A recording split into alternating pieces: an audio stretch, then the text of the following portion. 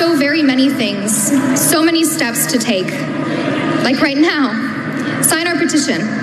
It takes 2 seconds, and it matters. We will take the big, and we will take the small, but we will keep fighting. When they give us that inch, that bump stock ban, we will take a mile.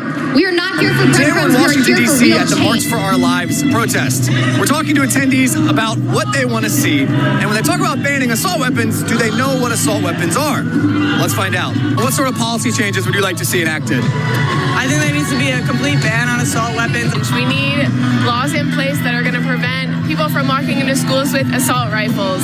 Yeah, I think there definitely needs to be a ban on these assault rifles. So any banning of any guns, I would be supportive of. To give up some rights to have assault rifles, it's like a higher priority than people losing their lives. Assault weapons are not necessary for home defense. They're not necessary for the average citizen to have.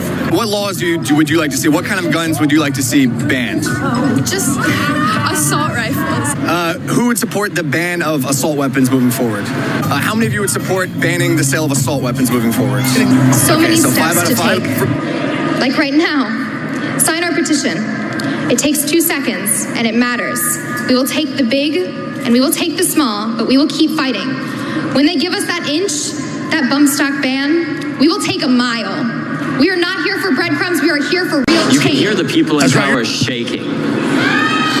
They've gotten used to being protective of their position, showing safety, the safety of inaction. Inaction is no longer safe, and to that we say, no more.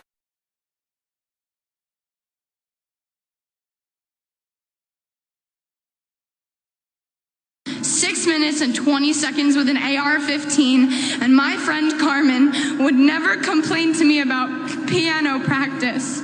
Aaron Feist would never call Kira Miss Sunshine. Alex Schachter would never walk into school with his brother Ryan. Scott Beagle would never joke around with Cameron at camp. Helen Ramsey would never hang out after school with Max. Gina Montalto would never wave to her friend Liam at lunch. Joaquin Oliver would never play basketball with Sam or Dylan. Elena Petty would never. Kara Lugren would never. Chris Hickson would never. Luke Hoyer would never. Marquine Duque Aguiano would never. Peter Wang would never. Alyssa Al-Hadaf would never. Jamie Guttenberg would never. Meadow Pollock would never.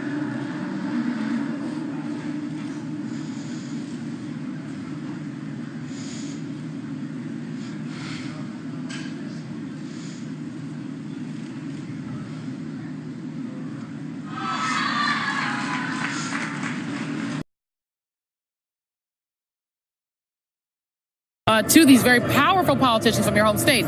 You're from the home state of the Senate Majority Leader. What do you want him to know? Well, I want you to know that, we are here and we want common sense gun reform. And if you're not going to give us that, then we're going to get everyone out here to vote, and we're going to vote you out of office. So if you want to keep your job, then, give us not what we want, but what we need, what humans need. We need common sense gun reform. Get rid of assault rifles. Come on, when are you guys going to turn 18? I turn 18 September 25th. I'm already registered. And already registered. October 29th, so we're registered. And you guys are making the connection that you believe that this is about being in the voting booth. Definitely.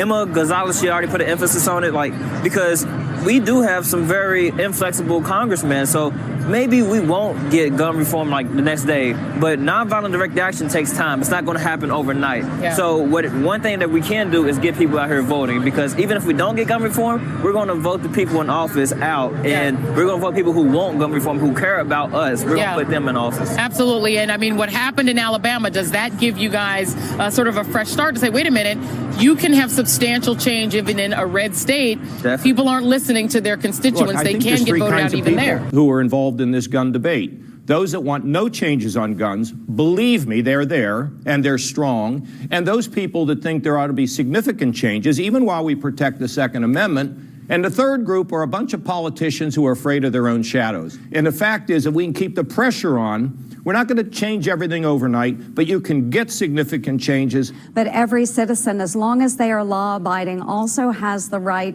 to exercise their Second Amendment rights. So what we don't want to do as a nation is start stripping rights away from law-abiding citizens. So I think that the status quo is not okay, and that's what these young demonstrators are speaking out against. And so we do have to find a way forward, but simply stating we need to get rid of other people's rights is not the right way forward.